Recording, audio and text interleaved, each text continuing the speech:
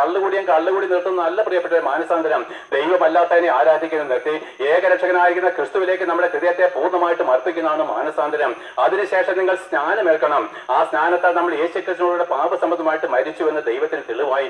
അപ്പോൾ ദൈവം യേശുക്രിസ്തുവിനെ കല്ലറയിൽ ഉയർപ്പിച്ച് അതേ ആത്മാവിനെ നമുക്ക് തരും. ഈ പരിശുദ്ധാത്മാവോട് മരിച്ചതിന് ശേഷം നമ്മൾ സ്വർഗത്തിൽ കൊണ്ടുപോകുന്നത് നമ്മുടെ പുരോഹിതന്മാരുടെ വഴിപാടുകളോ ധൂപപ്രാർത്ഥനയോ കൊണ്ടുപോകത്തില്ല.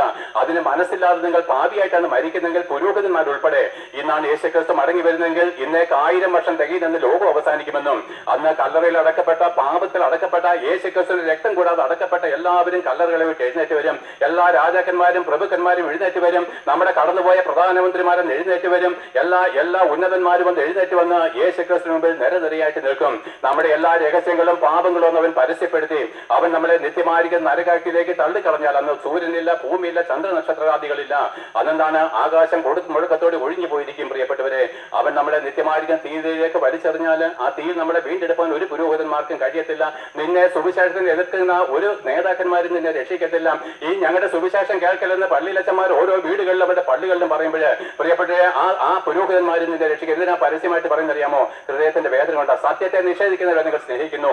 എന്നാൽ പ്രിയപ്പെട്ടവരെ, അതാരും നിന്നെ രക്ഷിക്കത്തില്ല. അന്ന് നിങ്ങൾ തന്നെത്താൻ അടിച്ചുകൊണ്ട് പറയും, കർത്താവേ, ഞങ്ങളുടെ നാട്ടിൽ ഒരുവനുണ്ടായിരുന്നു, ഞങ്ങൾക്ക് വേണ്ടി പ്രാർത്ഥിക്കുന്ന, ഞങ്ങളോട് സുവിശേഷം പറയുന്ന ഒരുത്തരുണ്ടായിരുന്നു, ഞങ്ങളൊക്കെ അവനെ പുച്ഛിച്ച് തള്ളിയപ്പം ഞങ്ങൾ അറിഞ്ഞില്ല നിന്നെയാ തള്ളിയെന്ന്. അന്ന് നിങ്ങൾ നരകാക്കിലേക്ക് വീണാൽ നിങ്ങളുടെ കുഞ്ഞുങ്ങൾ നിങ്ങളുടെ കണ്ണിലേക്ക് നോക്കി പറയും, അപ്പൊ ആ സുവിശേഷത്തെ കേൾപ്പാൻ അപ്പനെന്ന് മനസ്സുണ്ടായില്ല.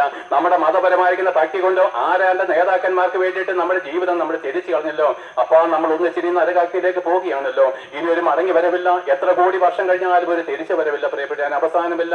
അത് എറ്റേണൽ ലൈഫ് എന്നാണ്. ഒന്നുകിൽ നിങ്ങൾ തീയിൽ വെന്തു പോകും, അല്ലെങ്കിൽ എന്നാണ് സ്വർഗത്തിൽ സന്തോഷിക്കും. എന്നാൽ സ്വർഗത്തിലേക്കുള്ള പ്രവേശനത്തിനായിട്ടുള്ള തെരഞ്ഞെടുപ്പിനുള്ള 50, 60, 70 വർഷമാണ് നമുക്ക് തന്നത്.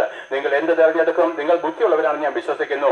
ആ നരകാഗ്നിയിലേക്ക് നിങ്ങൾ എരിയപ്പെടാതിരിക്കാൻ ഇന്നെന്ന് പറയുന്ന ദിവസം മാനസാന്തരപ്പെട്ട് ആ കർത്താവായിരിക്കുന്ന യേശുക്രിസ്തുവിലേക്ക് തിരിഞ്ഞ് അവനെ മാത്രമേ ആരാധിക്കാവൂ എന്നുള്ള ദൈവ നിയമത്തിലേക്ക് വന്ന് അവനോട് ചേരുവാൻ സ്നാനമേറ്റ് ആത്മാവിനെ പ്രാപിച്ച് അവന്റെ വിശുദ്ധിയിൽ ദൈവഭയത്തിൽ നിങ്ങളെ തന്നെ സൂക്ഷിച്ച് അവന്റെ വരവിന് വേണ്ടി കാത്തിരുന്നുകൊള്ളുമെന്ന് ഘോഷിച്ചുകൊണ്ട് ഈ പ്രസംഗം നിർത്തുന്നു. ഈ പ്രസംഗത്തിന് മുമ്പിൽ പ്രിയപ്പെട്ടവരെ, ഞങ്ങൾ നിങ്ങളുടെ രക്തത്തിന് കുറ്റക്കാരല്ല. ആ യേശുക്രിസ്തുവിന്റെ നാളിൽ നിങ്ങൾ ആരെങ്കിലും നശിച്ചു പോകുന്നെങ്കിൽ ഞാൻ നിങ്ങളുടെ മുമ്പിൽ കുറ്റക്കാരനല്ല. ഈ ദേശക്കാരിൽ ഒരുത്തിന് മുമ്പിൽ ഞാൻ കുറ്റക്കാരനല്ല. അത്രമാത്രം പ്രാഗൽഭ്യത്തോടും നിങ്ങളോടുള്ള മനസ്സിലോടും കൂടെ ആത്മീയതയോടും ഞാൻ പ്രസംഗിച്ചുവല്ലോ. ഇനി നിങ്ങളുടെ ഇഷ്ടത്തിന് വിളിയാണ്. ദൈവം നിങ്ങളുടെ ഓരോരുത്തരുടെയും ഹൃദയങ്ങളെ നോക്കുന്നു. യേശുക്രിസ്തു നിങ്ങളുടെ ഓരോരുത്തരുടെയും ഹൃദയങ്ങളെ വാച്ച് ചെയ്തുകൊണ്ടിരിക്കുകയായിരുന്നു. ഈ പ്രസംഗം തീരുവോളം നിങ്ങൾ ഈ പ്രസംഗത്തിനോട് എങ്ങനെ പ്രതികരിക്കുന്നു? അതേപോലെ നമ്മുടെ ഹൃദയ വിചാരങ്ങളെ പോലും അറിയുന്ന ദൈവത്തിന് മുമ്പിൽ നിങ്ങളെ തന്നെ താഴ്ത്തിക്കൊള്ളുമെന്ന് ഘോഷിച്ചുകൊണ്ട് ഈ പ്രസംഗം നിർത്തുന്നു. വിശ്വസിക്കുന്ന ഏവരെയും യേശുക്രിസ്തു മുഖാന്തരം ദൈവം അനുഗ്രഹിക്കട്ടെ.